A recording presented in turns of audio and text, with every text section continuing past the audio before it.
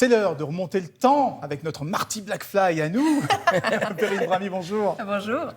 Avec vous, on va faire le tour de ces premières routes qui ont marqué l'histoire. Et on commence par le 1er août 1936, le jour de la naissance d'un des plus grands couturiers français.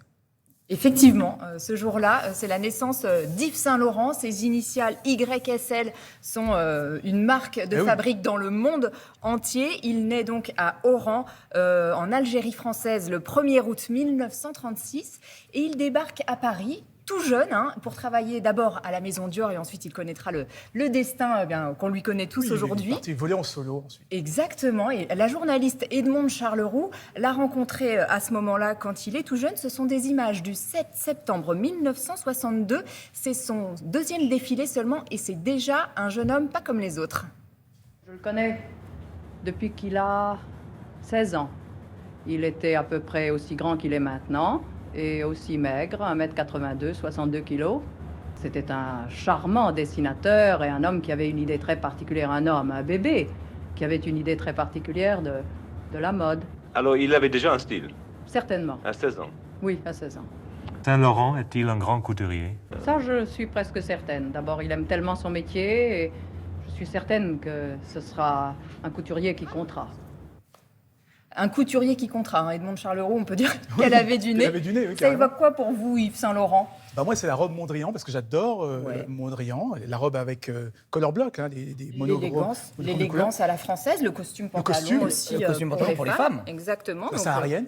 Et Yves Saint Laurent, après ce destin qu'on lui connaît, malheureusement, le 1er juin 2008, il nous quitte. C'était il y a 14 ans déjà. C'est passé, moi, je trouve, très vite.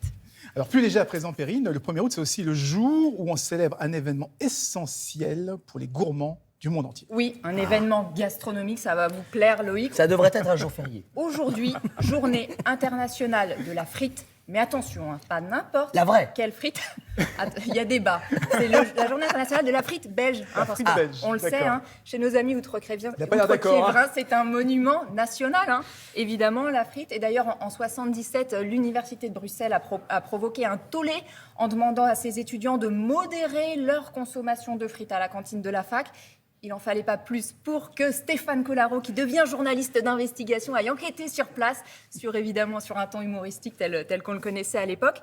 Regardez ce qui est écrit en bas de l'écran et plutôt de Fouaquine. Les jeunes abusent de la frite, si vous le voulez, et comme nous en faisions à chaque repas, nous connaissions pas mal qui en consommaient midi et soir, ce qui était un abus. Dans la rue, on supporte mal, bien sûr, cette atteinte à la dignité de la frite. C'est-à-dire Bruxelles sans frites, c'est plus... Voilà, c'est comme la Bruxelles sans mannequin-frites.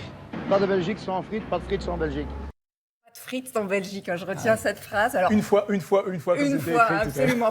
Une fois, mais 2 bains. Il y a toujours 2 bains pour la frite. Exactement, Attention en Belgique. Très important. Moi, je suis fan de frites et ce deuxième bain est capital. On risque quand même de jeter de l'huile sur le feu, on en parlait tout à l'heure. Les Français revendiquent aussi la paternité de l'Afrique. C'est ça qu'on appelle les French fries, non? Alors, c'est pour ça, c'est ce qu'on croit tous. Mais en fait, French fries, ça ne veut pas du tout dire frites françaises parce que to French, en irlandais, ça veut dire coupé en morceaux.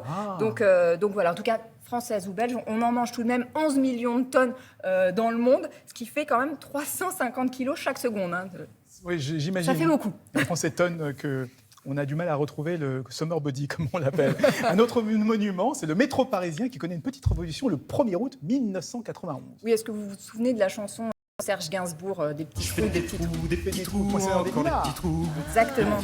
Des petits trous, toujours des petits Alors des trous de seconde classe ou des trous de...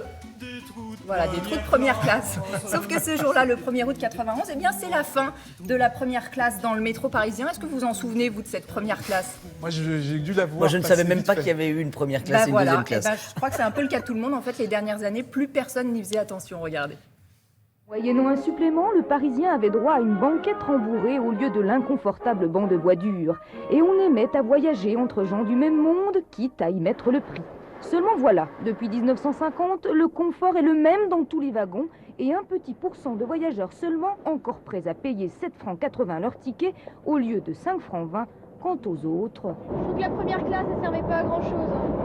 C'était bon, ça se ressemblait vraiment beaucoup et c'était inutile, quoi. On ne regrette pas cette première classe. On l'avait oublié. Merci beaucoup, Perrine. On vous retrouve tout à l'heure.